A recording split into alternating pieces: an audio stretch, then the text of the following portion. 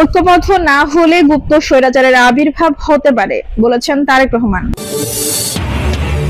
জানাবো 29 বছর আওয়ামী লীগকে বাতাস করা পীর এখন জামায়াতকে বাতাস করছেন বলছেন প্রিন্স। আরো জানাবো অধ্যাপক ইউনূসের ধান্দা নিয়ে ক্ষমতায় থাকার বললেন সরাসরি ছাত্র মান্না। এদিকে পিআর পদ্ধতি চালু সহ 5 দাবিতে জেলা উপজেলায় জামায়াতের বিক্ষোভ। এবং সর্বশেষ জানাবো মৌলবাদী শক্তি ক্ষমতায় এলে দেশের ভবিষ্যৎ অন্ধকার বলেছেন বুলু। দর্শক শুনছিলেন সংবাদ শিরোনাম, এখন বিস্তারিত।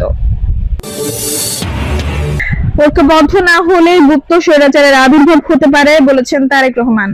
গণতান্ত্রিক শক্তিগুলো ঐক্যবদ্ধ না হলে গুপ্ত স্বৈরাচারের আবির্ভাব হতে পারে বলে মন্তব্য করেছেন বিএনপি ভারপ্রাপ্ত চেয়ারম্যান তারেক রহমান। শনিবার কুমিল্লা দক্ষিণ জেলা শাখার দ্বিবার্ষিক সম্মেলনে লন্ডন থেকে ভার্চুয়ালি যুক্ত হয়ে এসব কথা বলেন তারেক রহমান। তিনি বলেন, দেশ স্বাধীনের পর এক স্বৈর শাসক জেগে বসেছিল, পরবর্তীতে সেই স্বৈরাচারকে বিতাড়িত করা হয়েছিল। এক দলীয় শাসনকে বিতাড়িত করে শহীদ রাষ্ট্রপতি জিয়া রহমান বহুদলীয় গণতন্ত্র চালু করেছিলেন। পরবর্তীতে আবার স্বৈরাচার এসেছে, জনগণ আন্দোলন করে বিতাড়িত করেছে। বিগত 15 বছরে আরেক স্বৈরাচার বসেছিল, সেই স্বৈরাচারকে বিতাড়িত করেছেন জনগণ।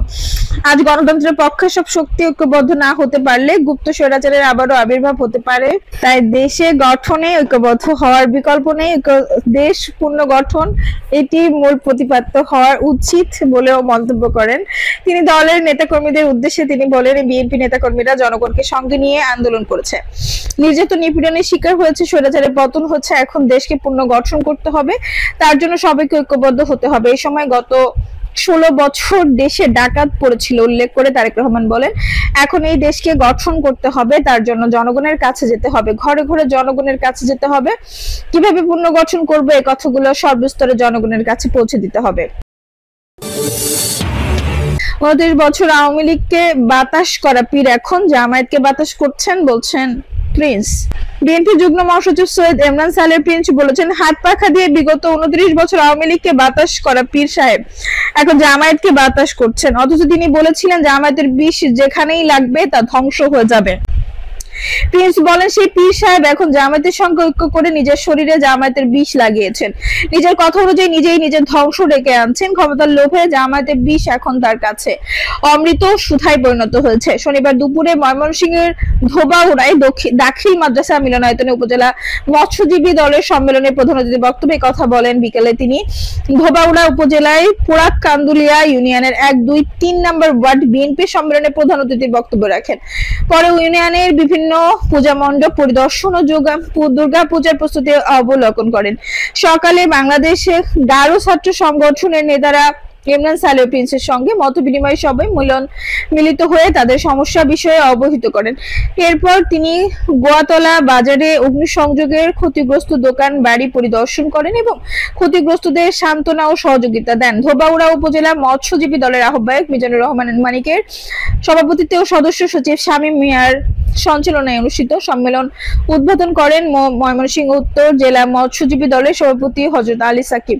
বক্তব্য রাখেন ধোবাউড়া উপজেলার সাবেক চেয়ারম্যান মফিজ উদ্দিন, উপজেলা বিএনপি আহ্বায়ক অধ্যাপক আজহারুল ইসলাম কাজল, সদস্য সচিব আনিসুর রহমান মনিক, জেলা মৎস্যজীবী দলের সাধারণ সম্পাদক দেলোয়ার হোসেন, সিনিয়র সহসভাপতি মঞ্জুরুল হক। সম্মেলনে সর্বসম্মতি ক্রমে মিজানুর রহমান মানিককে সভাপতি, শামীম মিয়াকে সাধারণ সম্পাদক, শফিকুল ইসলামকে সিনিয়র সভাপতি, আব্দুস শহীদ তালুকদারকে সহসভাপতি, সাইফুল ইসলাম বুলবুলকে সাংগঠনিক সম্পাদক করে ধোবাউড়া উপজেলা মৎস্যজীবী দলের সাংগঠনিক কমিটি ঘোষণা করা হয়।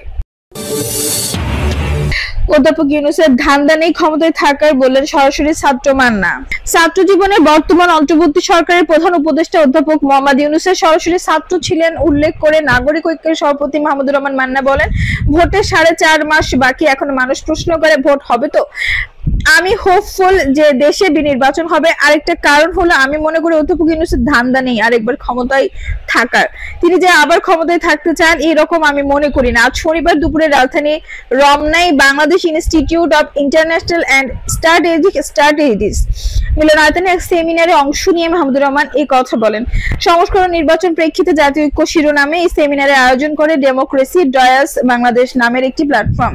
সেমিনারে আলোচনায় অংশ নিয়ে মাহমুদুর রহমান বলেন, জুলাই গণ অভ্যুত্থানের 14 মাসের মাথায় আমাদের সামনে এখন সবচেয়ে বড় এজেন্ডা জাতীয় নির্বাচন।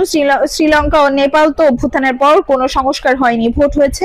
শ্রীলঙ্কা আমাদের কাছ থেকে চাল ধার নিয়েছেন, তারা সংকট মিটিয়ে দিয়েছে। আর আমরা অধ্যাপক মোহাম্মদ ইউনূসের মতো এত বড় স্টার অফ দ্য স্কাই আমাদের দেশ চালালেও আমাদের অর্থনৈতিক সংকট কাটেনি। প্রশাসন ঠিক হয়নি, পুলিশ কথাই শোনে না। এই অবস্থায় ভালো ভোট কতখানি হবে এই প্রশ্ন সবার মধ্যে। ভোটের 4.5 মাস বাকি, এখনো মানুষ প্রশ্ন করে ভোট হবে তো? এখনো যদি মানুষ ভোট নিয়ে সন্দেহের মধ্যে থাকে তাহলে কিভাবে হবে? আমরা এমন এক জায়গায় এসেছি, এখন বিতর্ক নিষ্পত্তি করে একটা যৌথ সিদ্ধান্তের ভিত্তিতে আমরা নির্বাচনে যেতে পারি। এমন মন্তব্য করে নাগরিক ঐক্য সভাপতি বলেন, আগামী 15 অক্টোবর পর্যন্ত ঐক্যমত্য কমিশনের মেয়াদ আছে। অধ্যাপক ইউনূস দেশে ফিরবেন 2 অক্টোবর।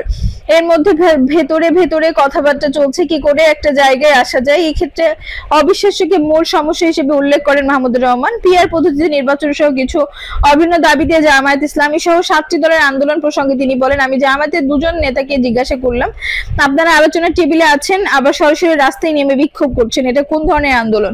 এক পর্যায়ে তারা আমাকে বললেন, এটা আমরা করছি জনগণকে বোঝানোর জন্য। আমি বললাম, 1 বছর জনগণকে বোঝালেন না কেন? পিআর ছাড়া জনগণের মুক্তি নেই।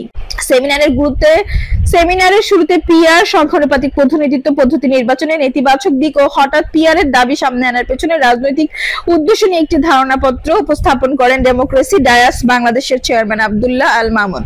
আরো বক্তব্য দেন ঢাকা বিশ্ববিদ্যালয়ের অধ্যাপক রাশেদ আল মাহমুদ তিতুমির ঢাকা বিশ্ববিদ্যালয়ের অধ্যাপক রাশেদ আল মাহমুদ তিতুমির, আসিফ মোহাম্মদ শাহান, SM শামীম রেজা এবং বিএনপির মিডিয়া সেলের আহ্বায়ক অধ্যাপক মওদুদ হোসেন আলমগীর। এছাড়া সাংবাদিক সৌরভ হাসান কাজী, জেসিন, বিশ্লেষক রেজাউল করিম, কণ্ঠশিল্পী সাজ্জাদ হুসাইন, অভিনেতা শাহেদ শরীফ খান সহ আরো কয়েকজন সেমিনারে বক্তব্য দেন।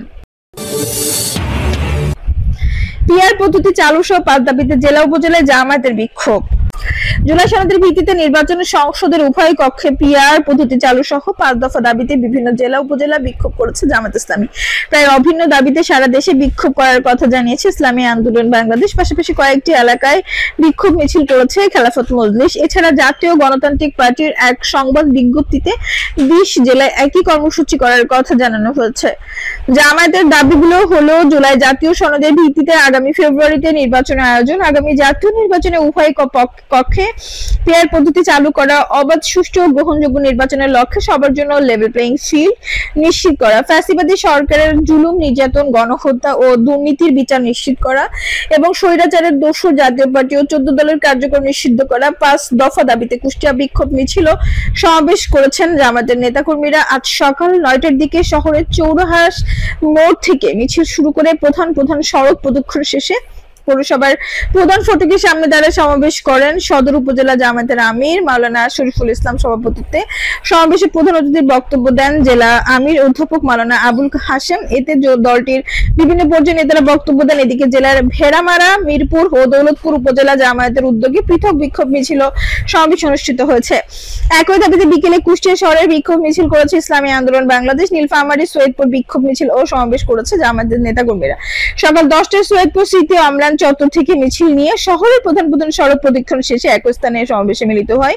বিক্ষোভ কর্মসূচিতে নীলফামারীর 4 আসনের জামায়াত মনোনীত প্রার্থী ও উপজেলা জামায়াতের আমির হাফিজ ও মাওলানা আব্দুল মুনতাকিম সহ বিভিন্ন পর্যায়ের নেতারা উপস্থিত ছিলেন।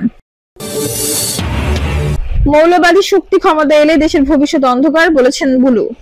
BNP vice chairman Barkatullah Bulu বলেছেন, বাংলাদেশ মৌলবাদী শক্তি ক্ষমতায় আসলে দেশের ভবিষ্যৎ অন্ধকার হয়ে পড়বে। এক সময় ভারত ছিল একটি অসাম্প্রদায়িক দেশ, এখন সেই চেহারা বদলে গেছে। তিনি বলেন, ভারতের মতো দেশেও যদি মৌলবাদীরা ক্ষমতায় আসে তাহলে দেশ আফগানিস্তান ও সিরিয়ার মতো হয়ে যাবে। তখন বাংলাদেশের ভবিষ্যৎ অন্ধকার হয়ে পড়বে। নোয়াখালীর বেগমগঞ্জ উপজেলার চৌমুহানী পৌরসভায় ও বেগমগঞ্জের বিভিন্ন এলাকায় দুর্গাপূজা উপলক্ষে হিন্দু সম্প্রদায়ের মাঝে অনুদান ও খাদ্য সামগ্রী বিতরণ করা হয়।